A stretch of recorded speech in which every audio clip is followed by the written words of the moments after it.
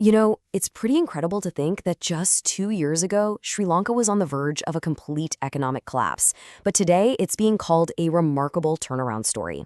So, in this explainer, we're going to break down how the nation managed to pull back from the brink and what it really means to shift from just surviving to achieving real, sustainable growth. And that quote, it's not an exaggeration in the slightest. I mean, think about it. Massive queues for fuel, schools had to be shut down, and even essentials like food and medicine were becoming scarce. For millions, this wasn't just some news headline. It was their daily life. It was a moment of profound national challenge. And really, this was the fundamental question on everyone's mind. For families and government officials alike, the goal wasn't about growth or prosperity. It was simply about survival. The path forward was completely, totally uncertain. But then, a turning point. Amidst all that chaos, a new economic strategy started to take shape, and it was all centered around the national budget. This wasn't just another financial plan. It was a clear signal to the world that Sri Lanka actually had a viable path to recovery.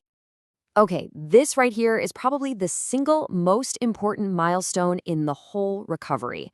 After decades of running deficits, the government achieved something called a primary surplus. In really simple terms, it means they brought in more money than they spent on public services. For a country that was so deep in debt, this is the absolute foundation of fiscal discipline. So what exactly is a primary surplus? Well, let's break it down. Think of it like a household budget. It's like having more money come in from your job than you spend on things like groceries, rent, and your bills. Now, the definition is crucial here because it specifically excludes interest payments on old loans. It's purely focused on whether your current day-to-day finances are healthy. And that achievement sets off this powerful chain reaction.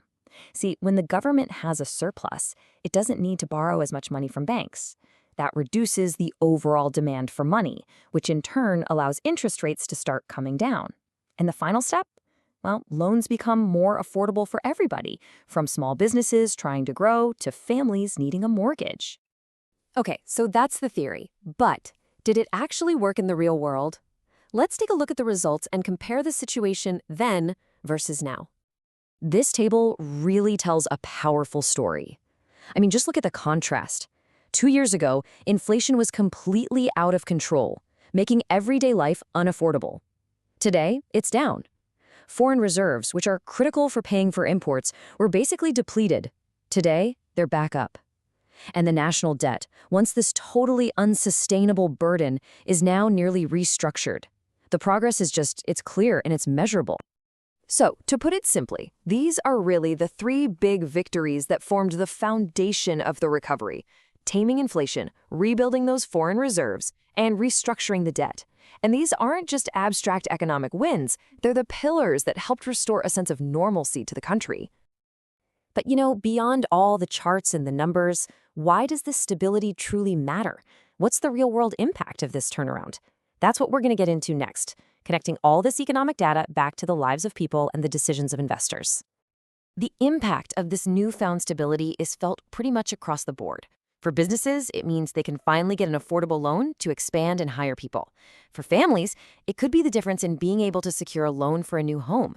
And for international investors, it's a huge signal that Sri Lanka is open for business again, a place where their capital can create new jobs and new opportunities.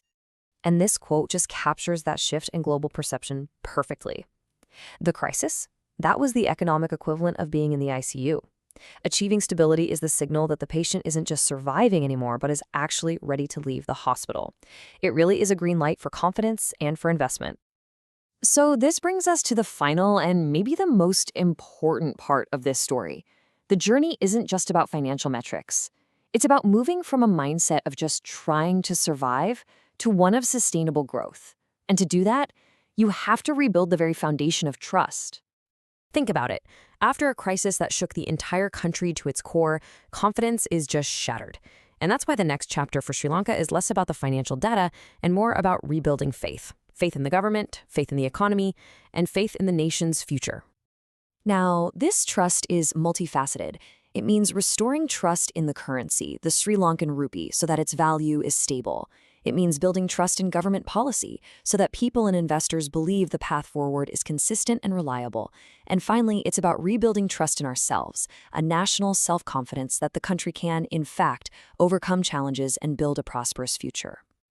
And this right here is the powerful message that's emerging from the recovery. It's a declaration that the era of just getting by is over. The focus has now shifted firmly from survival to growth. And that marks a brand new chapter in the nation's history. It's really an invitation to see the country in a new light. So we'll end with this thought. The numbers clearly show an economy on the mend, and that's a remarkable achievement. But, as we've seen, the deeper challenge lies in rebuilding trust. Economic policies can fix a balance sheet.